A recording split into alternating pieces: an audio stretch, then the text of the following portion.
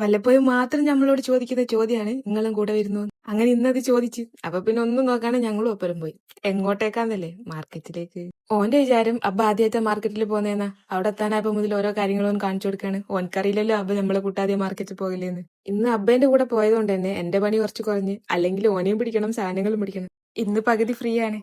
അങ്ങനെ ഈ ആഴ്ചത്തെ ഔട്ടിങ് കഴിഞ്ഞു. ഇത് സൈനുവിനെ പറ്റിക്കൽ ഷോയാണ്.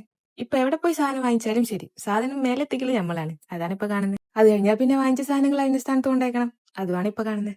ഇന്ന് ഫുഡിനോടൊന്നും വലിയ മൂഡില്ലായിരുന്നു. അതുകൊണ്ട് അത് അങ്ങനെ തിരിച്ചു വെച്ച്. ഇന്ന് നോമ്പുറക്കാൻ ചിക്കൻ ഉള്ളിവടയായിരുന്നു ഉണ്ടാക്കിയത്. സംഭവം എല്ലാം ഉണ്ടാക്കി എന്നത്തേലും നേരത്തെ നോമ്പുറക്കാന്ന് വിചാരിച്ചിരുന്നായിരുന്നു.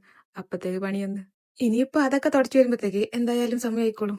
പിന്നെ ഇന്ന് ഉള്ളിവടേനെ പറ്റി പറയുകയാണെങ്കിൽ കുറച്ച് ഉപ്പ് കൂടിപ്പോയി. അങ്ങനെ നോമ്പൂരൊക്കെ കഴിഞ്ഞ് ഓനോന്റെ കളി തുടങ്ങി. പിന്നെ രണ്ടാമത്തെ കളി ഇന്നലെ ഉണ്ടാക്കിയ ബിരിയാണി ഉണ്ടായിരുന്നു. അതുള്ളപ്പോ പിന്നെ നമ്മൾ വേറെ ഉണ്ടാക്കി വേസ്റ്റ് ആക്കണ്ടല്ലോ.